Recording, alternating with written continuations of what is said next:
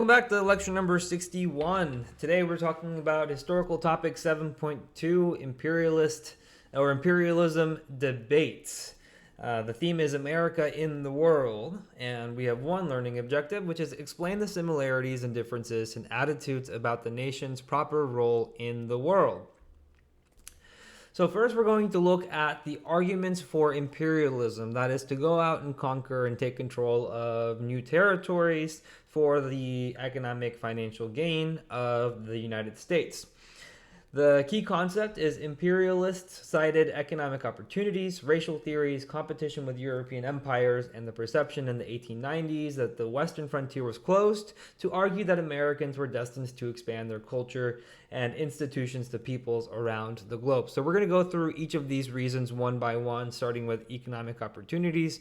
And to give you an example, the annexation of Hawaii, or the eventual annexation of Hawaii by the McKinley administration, gave the United States access to the natural resources of sugar, which are very popular, and the tariffs that the Hawaiians had to pay, or that was put on Hawaiian sugar in the early 1890s after the McKinley tariff, led to Americans or people of American ancestry in Hawaii to overthrow Queen Luluʻuokalani. It also provides a port on the way to China. So China is going to become an important market for the United States as they continue to search for new markets to sell their products. There's also racial theories in play, and two of the best examples of this is Josiah Strong's Our Country. This was a book that expressed paternalistic views about the United States' role in the world and their need to help educate the rest of the world, especially those areas or territories that had people that weren't white or weren't Christian. And it was the obligation of the United States to go out and Christianize and civilize these people. There was also Rudyard Kipling's The White Man's Burden. Now, Kipling was not American, but he wrote this poem for the United States after the Spanish-American War, trying to get them to hold on to the Philippines and to, what he calls, take up the white man's burden. The first stanza of the poem is up here on the screen for you. It says, "Take up the white man's burden, send forth the best ye breed, go bind your sons to exile, to serve your captives' need. To wait in heavy harness on fluttered folk and wild, your new caught sullen peoples, half devil and half child." You can tell from the first stanza of this poem that it employs a lot of racial theories, and given that that's the first stanza, you can only imagine how it's going to develop its argument for the United States to go ahead and hold on to the Philippines and try to, in Kipling's mind, civilize the Filipinos. Another political cartoon here, you see The White Man's Burden. This would be an anti-imperialist cartoon that's poking fun at the imperialist argument. So at the same time, the anti-imperialists, as we'll see, sometimes did hold this racialized view of other territories as having people who are of lesser value or are uncivilized, and they didn't want the United States to spend their resources on trying to get them to civilization, as you see here in the cartoon. All right, we also have competition with European empires. And this is a time in which Latin American countries are starting to have a lot of debt problems, and they're indebted to European countries who now want to get those loans back, or to get the money for those loans back. Teddy Roosevelt was president during this time, and so he takes up a old American foreign policy stance on the Monroe Doctrine, that the United States would intervene in any type of aggressive action by Europeans in the Western Hemisphere, and he adds to it, so that's what the word corollary means. It's like an addition. And he says that any European country that wants to come to the Western Hemisphere and to try to collect these debts is going to have to go through the United States. So the United States kind of becomes a middleman in managing the trade and the imports and the exports of these Latin American countries, like in Santo Domingo or Dominican Republic and Haiti. And they collect tariffs and levies, and then they give some of the money for those tariffs and levies that are coming into those countries to the countries that had loaned the money originally, and then they give some of the money back to those Latin American countries. So again, it's a very paternalistic action on our part. I'm sure the Latin American countries did not want the United States to oversee their trade, but at the same time, those Latin American countries did not want to be invaded by European powers. This serves our purposes because the United States doesn't want European powers to have more colonies in the Western Hemisphere. At the same time, Europe is colonizing the African continent. In 1885, the Berlin Conference, as you see in the bottom left, European countries are meeting to break up Africa into different colonies. So they came together to draw on the map which areas they were going to colonize or claim for themselves so that they would not get into each other's way. This continues through the late 19th century into the 20th century. So the United States is looking for a way to balance that imperialism in Europe with their own version of imperialism.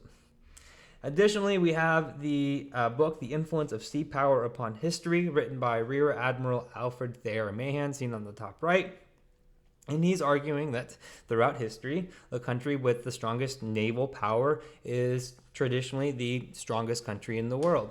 The only way for a country to maintain its strong trade and maintain control of its overseas holdings is through having a large navy. So this influenced Teddy Roosevelt when he was Assistant to the Secretary of the Navy prior to the Spanish-American War. It influenced him when he was president. And it led to him investing very heavily on newer ships made out of steel that had larger weapons that could go further distances and do it faster. And then finally, we have the perception of the closed frontier. Remember, from the last historical period, we have Frederick Jackson Turner's frontier thesis, that the frontier had been closed because American settlers had settled most of the West, and now that the United States did not have a frontier, they could lose a source of innovation that has historically driven American civilization. So now the answer is to look abroad to make sure that the United States innovation does not end with the settling of the frontier.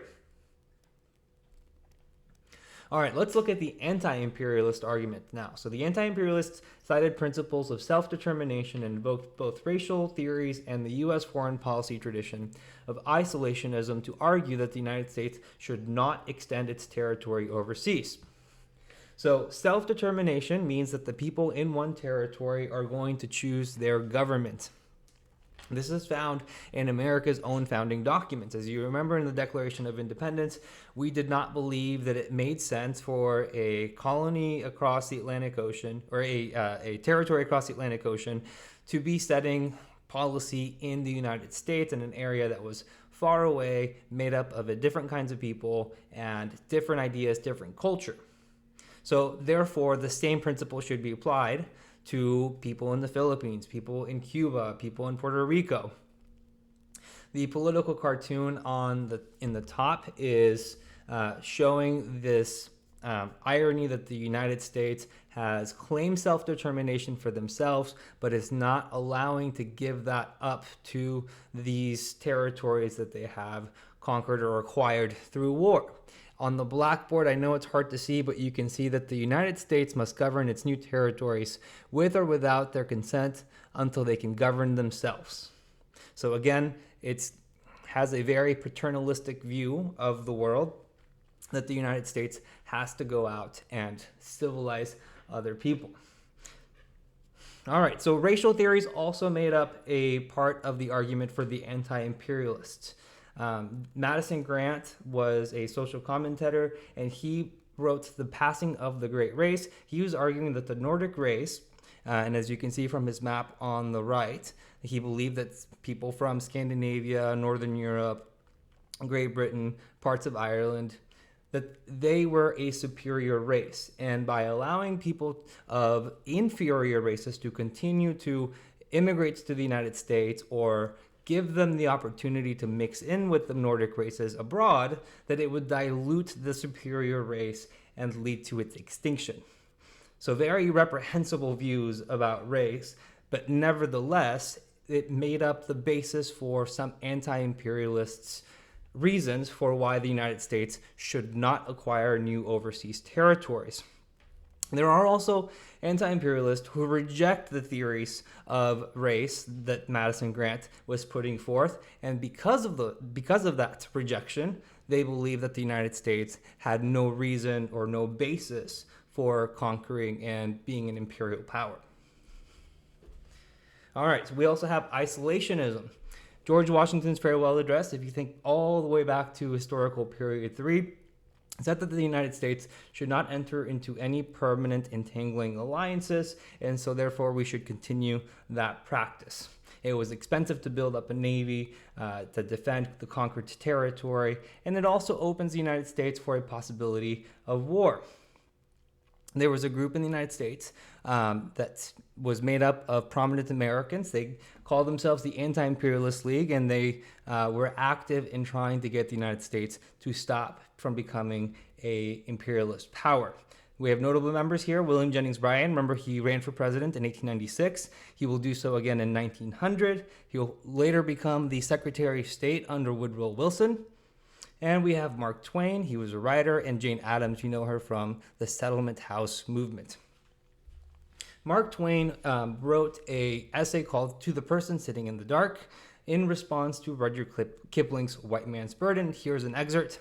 He says, "We have robbed a trusting friend of his land and his liberty. We have invited clean young men to shoulder a discredited musket and do bandits' work under a flag which bandits have been accustomed to fear, not to follow. We have debauched America's honor and blackened her face before the world." So clearly he is against the imperialist activities of the United States. All right, and that was it. So here's the recap. Imperialists wanted the U.S. to be in a stronger economic and military position by expanding. Anti-imperialists wanted to follow old tradition of isolationism, often citing moral reasons. And now to go back to the learning objective in terms of the similarities, we see that both used racial theories as arguments for and against imperialism. All right, thank you for watching. The next lecture, we're going to go into the Spanish-American War, in which the United States builds its imperial empire. We'll see you then.